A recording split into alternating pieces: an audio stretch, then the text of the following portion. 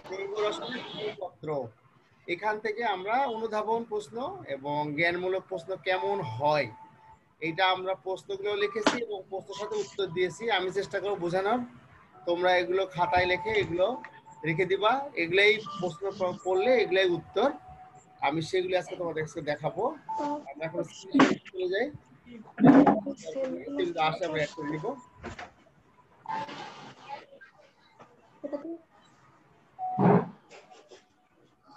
দেখো আমরা জৈব রসায়নের আজকে যে অংশটুকু এখানে পড়াবো সেটা হচ্ছে, আমরা এখানে বলে নিই, সেটা হচ্ছে যে জৈব রসায়ন, তার সঙ্গে হচ্ছে যে শিখন ফল আমাদের হবে আজকে অনুধাবন প্রশ্ন উত্তর। ঠিক আছে, অনুধাবন প্রশ্নগুলো কিভাবে হয়, এটা নাম্বার কিন্তু 2। তোমাকে মনে রাখতে হবে অনুধাবন প্রশ্ন অ্যান্সার করতে হবে যে কয়টা, সেই কয়টা অনুধাবন প্রশ্নের মধ্যে তোমার প্রত্যেকটা একটা করে থাকবে, 2 নাম্বার, আর জ্ঞানমূলক 1 নাম্বার। তাহলে এখানে আমাকে তোমার 3 নাম্বার, আর বাকি হলো 3 নিয়োগ, আর 4 হলো উচ্চ দক্ষতা, এই 10। যাই হোক, আমাদের কাছে প্রশ্নগুলো আমাদের কাছে খুব বেশি বড় না, 5 থেকে 6 সেন্টেন্স অথবা সর্বোচ্চ 7-8 সেন্টেন্স মধ্যে শেষ করতে হবে। এখন প্রশ্ন তো করে যারা প্রশ্ন করে তারা তো উত্তর জানে, উত্তর দিয়ে প্রশ্ন করে না, এটা প্রশ্ন আবার মনে করে যে এত লেখার দরকার কি, অল্প লিখলেই হয়, তাই না? অনুধাবন প্রশ্ন সম্বন্ধে আমার যেটা ব্যক্তিগত অভিমত, সেটা হচ্ছে যে অনুধাবন প্রশ্ন এমন ভাবে লিখবা, সংজ্ঞা দিয়ে তারপরে একটা লাইন লিখবা, তারপরে হয়তো আরেকটা লাইন, এই 3 লাইনে যেন শেষ হয়। আমার কথা হচ্ছে, কারণ তোমার এখন এমন ডিজিটাল যুগ, বেশি কিছু শোনার আমার সময় নেই, তোমারও বেশি কিছু লেখার দরকার নেই। আমরা just জানলে হলো যে হ্যাঁ তুমি বুঝতে পারছো, কারণ তোমাকে যাচাই, পরীক্ষা মানে তোমাকে যাচাই করা। যেমন পরীক্ষা ছাড়াই কিন্তু আমাদের এবার রেজাল্ট হলো, এটাও কিন্তু সম্ভব তোমাদের জীবন ইতিহাস, যে পরীক্ষা ছাড়া 8ম শ্রেণী এবং এসএসসি পরীক্ষার জিপিএ যোগ করে সরি যেটা হবে সেটাই হবে এখানকার আজকের রেজাল্ট। এখন কথা হচ্ছে, এখন সেগুলো যদি তোমার এরকম হয়, তাহলে তো আমাদের তো আসলে তোমার আমার আসলে কিছুই করার নেই, করার কিছু থাকবেও না, তাই না? আমরা যাই হোক, এরকম ঘটনা আমাদের বেলা হয়তো এমন হতে পারে সিলেবাস কমাই দিতে পারে, যে যেগুলো কমায় না দিলেই নয়, যেগুলো দিবেই না, সেইগুলো আমরা আজকে দেখি যে এই ধরনের প্রশ্নগুলো সোজা, কারণ তোমাদের বেলা প্রশ্ন সোজা হবে। ঠিক আছে, আচ্ছা আমরা প্রথমে যাই জৈব যৌগের মধ্যে পার্থক্য কি কি। আমি অনেকগুলো পয়েন্ট লিখেছি, যেগুলো পয়েন্ট তোমাদের কাছে মনে হবে ভালো এবং তোমার মনে থাকবে, সেখান থেকে 4টা বা 3টা লিখলেও হবে, এমন 2টা প্রশ্ন থাকতে পারে।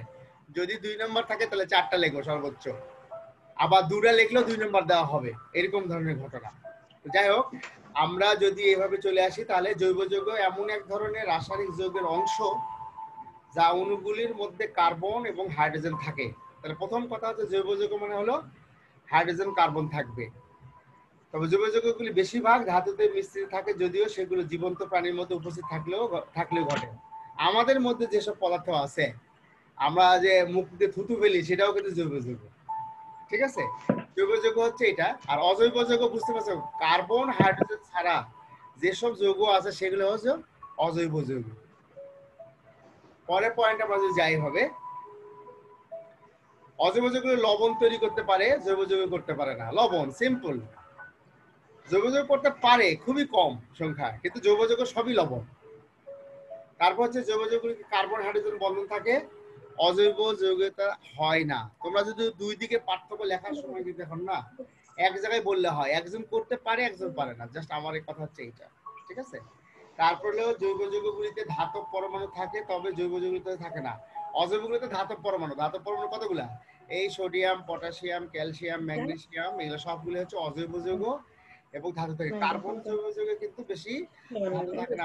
আমার জানা মতে 4 থেকে 5টা ধাতু কার্বনের সঙ্গে বন্ধন করতে পারে। 4-5টা দিয়ে তো এত বড় বিচার করা যায় না, সেটাই আর কি। জৈব যৌগগুলোতে কার্বন থাকে, তবে অজৈব যৌগগুলোতে তা থাকে না। প্রথম কথা, কার্বন থাকতে হবে, সেটা হচ্ছে জৈব যৌগ। এর মধ্যে যেগুলো কমন সেগুলো তুমি দিবা না, যেগুলো কমন। কিন্তু আমার কথা হচ্ছে বেসিক জিনিসগুলো হচ্ছে সোজা করে লেখা, যেখানে পাওয়া যায় এখানে পাওয়া যায় না, এটা হচ্ছে পার্থক্য করার নিয়ম। অজৈবগুলি জ্বলে না, জৈব যৌগগুলি নিজে জ্বলে, বিরাট পার্থক্য।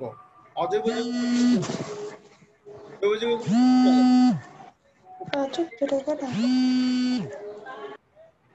অজৈব লবণগুলি গলনাঙ্ক স্ফুটনাঙ্ক বেশি, জৈব যৌগগুলি গলনাঙ্ক স্ফুটনাঙ্ক সম্ভবত কম, এখানে কম লেখাটা ওঠে নেই, কম।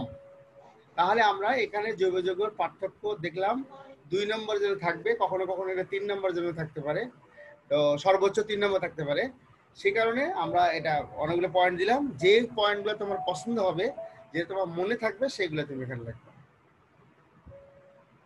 তারপরে যে প্রশ্নটা আমরা এখানে নিয়ে এসেছি হচ্ছে, দেখো প্রশ্নটা আগে পড়ে আসছি, মিথেন ইথেনের সমগোত্র শ্রেণী কারণ সহ লিখো। মিথেন ইথেনের সমগোত্র শ্রেণী কেন, কারণ সহ লিখো। তাহলে সমগোত্র শ্রেণীর সংজ্ঞা আমরা আগে পড়েছি, আমার ক্লাসের মধ্যেই আছে, যে একই কার্যকরীমূলক বিশিষ্ট, একই ধরনের ধর্ম বিশিষ্ট জৈব যৌগ সঙ্গে সমগোত্র শ্রেণী বলে। একই হওয়া লাগবে। যেমন তোমরা হচ্ছে এক সমগোত্র শ্রেণী, তাহলে তোমাদের বাবার নাম মায়ের নাম কিন্তু ভিন্ন, কিন্তু তোমার সমগোত্র কোন দিক দিয়ে? তোমরা হচ্ছে 12 ক্লাসের স্টুডেন্ট, এখন 12 ক্লাস, মানে সেকেন্ড ইয়ারের ক্লাস 12 ক্লাসে তোমরা ছাত্রী। তোমার সাথে নর্ডন কলেজের ছেলে, তোমার রাজু কলেজের মেয়ে, সবার সাথে একই গোত্র তোমরা। কারণ তোমরা যখন পরীক্ষা দেখো, তোমরা একই পরীক্ষা দিবা, তোমাদের ধর্ম বৈশিষ্ট্য সবই এক, তোমার বাবার নাম ভিন্ন হলে কি হবে, কিন্তু তোমরা একই গোত্র। এই সমগোত্র শ্রেণী বলা হচ্ছে একই কার্যকরী বিশিষ্ট, একই ধরনের ধর্ম বিশিষ্ট জৈব যৌগকে একত্রে সমগোত্র শ্রেণী বলা হয়। যদি জৈব যৌগগুলিকে ক্রমবর্ধমান আণবিক ভরণে সাজা হয়, তাদের পরপর দুটি অণুর মধ্যে যদি একটি মিথিলিন মূলকের পার্থক্য থাকে, আরো বলা হচ্ছে যদি জৈব যৌগকে যদি ক্রমবর্ধমান আণবিক অনুসারে সাজানো হয় এবং তাদের মধ্যে যদি একটি মিথিলিন মূলকের পার্থক্য থাকে, তাহলে সমগোত্র শ্রেণী বলে। এই সংজ্ঞা কিন্তু সবসময় না, উপরের সংজ্ঞাটাই সবার জন্য গ্রহণযোগ্য সংজ্ঞা। আমি কিছু প্রশ্নের পরে আনছি, সেই প্রশ্ন তুমি দেখলেই বুঝতে পারবো যে কেন নিচের সংজ্ঞাটা এখন আর চলে না, এখন উপরের সংজ্ঞাটা বেশি চলে। কিন্তু বইয়ের মধ্যে দেখবা নিচের সংজ্ঞা দেওয়া আছে, আমি ওই জন্য দুটাই লিখে দিয়েছি, যে কোনটা তোমার যেটা ভালো লাগে সেটা তুমি করবা। এখন এখানে মিথেন ও ইথেন জৈব যৌগ দুটিকে ক্রমবর্ধমান আণবিক ভর যদি সাজায়, পরপর দুটির মধ্যে একটি মিথিলিন মূলকের পার্থক্য আছে। দেখো আমি কিন্তু এখানে সংজ্ঞা দিয়েছি, এই সংজ্ঞাকে কিন্তু আমি ঘুরে লিখতেছি। এবার উদাহরণের প্রশ্ন, যে এখন মিথেন ও ইথেন জৈব যৌগ দুটিকে ক্রমবর্ধমান আণবিক ভর সাজালে তাদের পরপর দুটি আণবিক ভরের মধ্যে একটি মিথিলিন মূলকের পার্থক্য আছে, তাই মিথেন ও ইথেনের সমগোত্র শ্রেণী বা সমগোত্র শ্রেণীর অন্তর্ভুক্ত যৌগ দুটি। দেখো আমরা উদাহরণ দিই, দেখো বাম পাশে এখানে মিথেন আছে, আমরা মিথেনটাকে কিন্তু ডান পাশে লিখতে পারি। দেখো কিভাবে লিখছি, 4টা হাইড্রোজেন লেখা যায়, মাঝখানে 2টা হাইড্রোজেন। পরে দেখো ইথেন, ইথেনকে আমরা একটা CH3 দিয়েছি, তারপর দেখো মিথিলিন মূলক দিয়েছি। এখন দেখো আমরা যদি হিসাব করে দেই, যে ওখান থেকে উপরের থেকে নিচের দিকে একটা CH এর পার্থক্য, CH2 এর পার্থক্য আছে। তুমি যদি বাম পাশে হিসাব করো, দেখো এখানে CH4 আর এখানে CH6, এখান থেকে পার্থক্য হলে কার্বনের দুটোর মধ্যে একটা বদলে 1, আর কার্বনের 6 এর মধ্যে 4 বদলে কত হয় 2, তাহলে CH2। তাহলে এই দুটি যৌগের মধ্যে একটি মিথিলিন মূলকের পার্থক্য আছে। তাহলে সহজেই আমরা বলতে পারি এই দুটি যৌগ সমগোত্রীয় শ্রেণী এবং সমগোত্রীয় শ্রেণীর অন্তর্ভুক্ত। প্রোপেন মিথেনের সমগোত্র ব্যাখ্যা করো। আমরা যদি মিথেন বাদ দিয়ে ইথেন বাদ দিয়ে যদি পরের গ্রুপে চলে যাই, সাপোজ 3 নম্বর কার্বন, সেখানে কি অবস্থা দেখো। সেখানে দেখো এই পাশে তোমাকে বলতে প্রোপেন ও মিথেনের সমগোত্র ব্যাখ্যা করার কারণ হচ্ছে একটা খালি কথা বলতে হবে, যে প্রোপেন আর মিথেনের মধ্যে 2টি মিথিলিন মূলকের পার্থক্য আছে, 2টি, এই 2টি। সব কথা সেম, শুধুমাত্র উদাহরণ দেওয়ার সময় বা যখন তুমি এইরকম যেখানে ব্যাখ্যা করবা, এরকম ব্যাখ্যা করবা যে মিথেন ও প্রোপেন জৈব যৌগে ক্রমবর্ধমান আণবিক ভর সাজালে তাদের পরপর দুটি আণবিক ভরের মধ্যে 2টি মিথিলিন মূলকের পার্থক্য আছে, তাই মিথেন ও প্রোপেন সমগোত্র শ্রেণী বা সমগোত্র শ্রেণী অন্তর্ভুক্ত। ল্যাঙ্গুয়েজ যেন চেঞ্জ না হয়, শুধুমাত্র থিম যেন চেঞ্জ হয়, তাহলে ওই প্রশ্নের অ্যান্সার একেবারে পারফেক্টলি অলরাইট। এই জন্য আমি এই প্রশ্নের অ্যান্সারটা আমি ওইভাবে লিখিনি, তোমাকে বোঝানোর চেষ্টা করেছি যে তোমাকে 2টি শব্দ লিখতে হবে, 2টি মিথিলিন মূলকের পার্থক্য বিদ্যমান, তাহলেই প্রোপেন এবং মিথেন উইল বি সমগোত্র শ্রেণী হবে। ওকে, টটোমারিতা এটা কি জিনিস? টটোমার বলা হচ্ছে, সংজ্ঞা যদি আমরা দিই, আগে কিন্তু সংজ্ঞা আমি তোমাদেরকে দিয়েছি, সংজ্ঞা আমি আবারও বলতেছি যে টটোমার হলো জৈব যৌগের সংকেত একটাই, CH3H হাইড্রোজেন O। আমি এটা দুই ভাবে লিখবো, দুটি কার্যকরী মূলক হবে। মনে রাখতে হবে টটোমার মানে হচ্ছে দুটি কার্যকরী মূলক, আণবিক সংকেত এক। এই দুইটি সংকেত বিশেষ যৌগ একে অপরের টটোমার, বিষয়টিকে বলা হয় টটোমারিতা। আমরা একটু উদাহরণ আমরা দেখি যে আমরা কি করেছি। প্রোপানন টটোমারিতা প্রদর্শন করে কেন? উপরের প্রশ্ন নিচের প্রশ্ন একই। এই নিচের প্রশ্নটা বোর্ডে থেকে আসছে, তাই আমি এটা দিয়েছি এখানে বোর্ডের প্রশ্ন তুলে দিয়েছি যে এটা প্রোটন প্রদর্শন করে, ব্যাখ্যা করো, এটা অনুধাবন। উপরেরটাও প্রোপানন টটোমারিতা প্রদর্শন করে, এই নিচেরটার নামও প্রোপানন, আমরা দেখলেই বুঝতে পারবো। দেখো প্রোপাননের সংকেত হলো CH3CO CH3। নিচে দেখো এটা হচ্ছে কীটনমূলক, এটাকে আমরা কীটনমূলক বলছি, এইটাকে বলতেছি আমরা অ্যালকোহলমূলক। তাহলে এখানে কীটনমূলক, এখানে অ্যালকোহলমূলক। দেখো হাইড্রোজেন আর কার্বন গুণে দেখো, হাইড্রোজেন এখানে 3 3 6, এখানে হাইড্রোজেন 3 2 5 আর এখানে 6। তাহলে আমরা সংকেত কি লিখলাম? Carbon 6 3, hydrogen 6, oxygen 1। ঠিক আছে এখানে, কিন্তু যৌগ দুটা ভিন্ন গাঠনিক সংকেত, দুটি ভিন্ন গাঠনিক সংকেত হওয়ার কারণে এই যৌগ একে অপর টটোমার। মজার ব্যাপার হলো এই দুই যৌগ সবসময় সমতুল্যভাবে থাকে, এটা হয় কখনো কখনো ওইটা হয়। তো এই দুটি যৌগকে আমরা বলছি পরস্পরের টটোমার। তোমাকে অ্যান্সার করতে হবে এইভাবে, যে দুটি এইভাবে বলতে হবে প্রদর্শন করে যে দুটি জৈব যৌগকে একত্রে করে আমরা দেখি যে এদের মধ্যে কার্যক্রমগুলো ভিন্নতা আছে, তাই এই যৌগ দুটি পরস্পরের টটোমার। সংকেত দুটো আমরা চাবো এই দুই সংকেত তুমি লিখতে পারছো কিনা, দিস ইজ ইম্পর্টেন্ট। আমরা যাই রেসিমিক যৌগ আলোক সক্রিয় কি ব্যাখ্যা করো।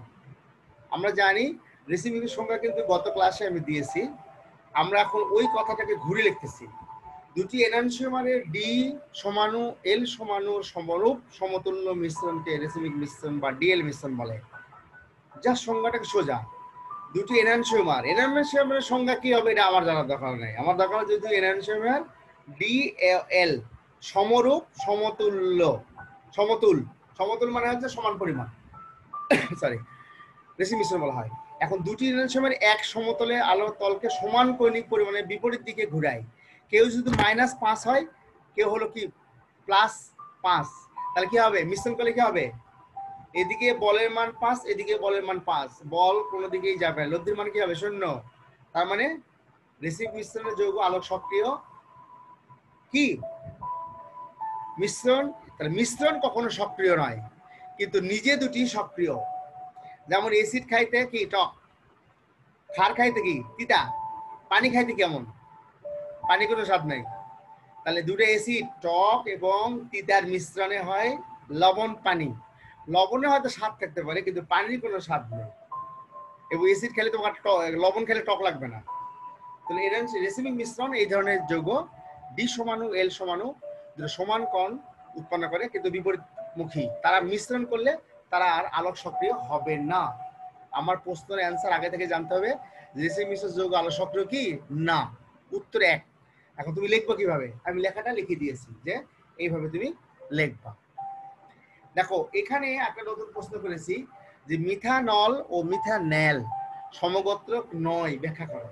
ওখানে বলছিলাম সমগোত্র শ্রেণী, এখানে বলছে সমগোত্রক নয়। প্রথমে তোমাকে সংজ্ঞা দেওয়া হয়েছিল, ওই সংজ্ঞা থেকেই তুমি অনুধাবন লিখবা যে আমরা জানি একই কার্যকরী মূলক এবং একই ধর্ম বিশিষ্ট দুটি যৌগ পরস্পরের সমগোত্রক।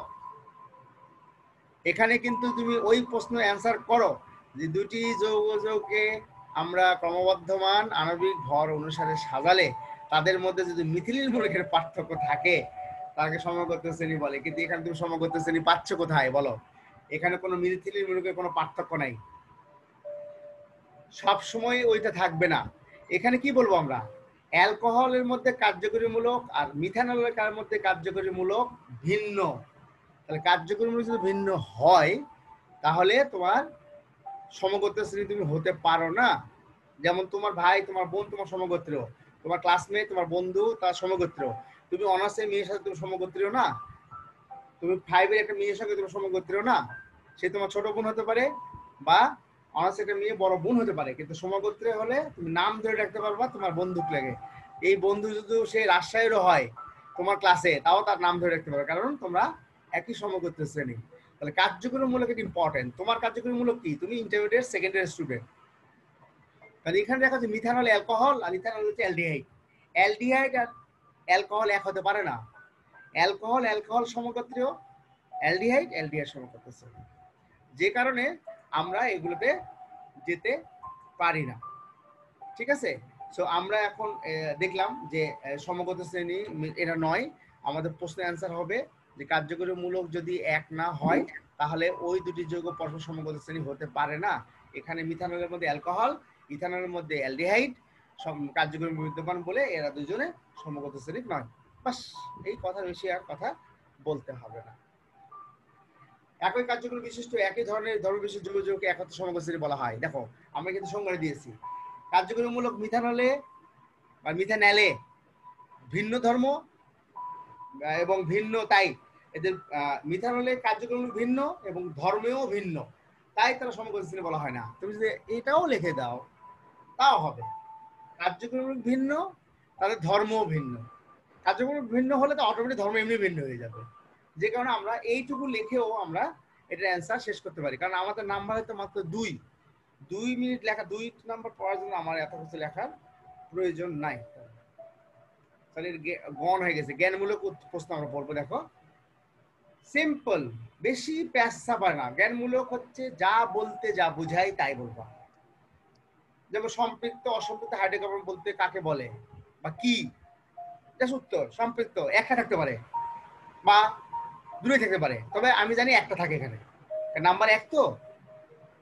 যেসব হাইড্রোকার্বনে কার্বন কার্বন একক বন্ধন বিদ্যমান থাকে তাকে সম্পৃক্ত হাইড্রোকার্বন বলা হয়, যেমন ইথেন। সিম্পল, এক কথাই শেষ।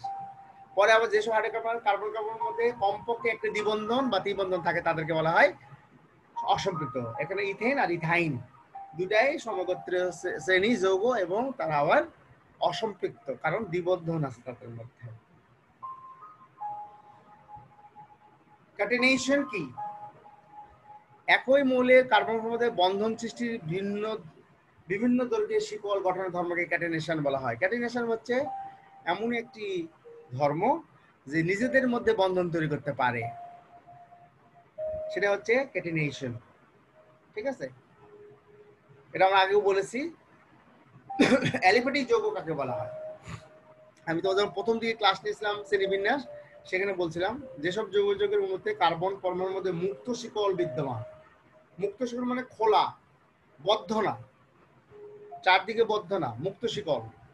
এইটা লম্বা দড়ি, এই মাথা থেকে ওই মাথা লড়বে, এই ধরনের যত শিকল হয় তাহলে বলুন অ্যালিফ্যাটিক। অ্যালিফ্যাটিক যৌগ হচ্ছে সবই হতে পারে, অ্যালকোহল হতে পারে, হাইড্রোকার্বন হতে পারে, মিথেন হতে পারে। ঠিক আছে? কিন্তু বেনজিন হবে না, বেনজিন অ্যারোমেটিক যৌগ। যেমন আমরা সঙ্গে দিয়েছি অ্যারোমেটিক কাকে বলা হয়? যেসব মধ্যে এক বা একাধিক বেনজিন চক্র বলয় বিদ্যমান তাদের অ্যারোমেটিক। আমরা ওইসব বলছি না। অ্যারোমেটিক যৌগে গন্ধ আছে, অ্যারোমেটিক যৌগে শিকল করে, বদ্ধ হয়, দ্বিবন্ধন আছে, এগুলো কিছুই বলছি। আমরা বলছি যে বেনজিন আছে কিনা, যেখানে বেনজিন চক্র থাকা লাগবে এক বা একাধিক, তাহলেই সে হবে অ্যারোমেটিক। যেমন বেনজিন নিজেই একটি অ্যারোমেটিক যৌগ। কার্যকরীমূলক কি? আমরা বলেছি আগে, সংজ্ঞা হিসেবে কখনো বলি নাই যে তুমি সংজ্ঞা হিসেবে কিভাবে লিখবে।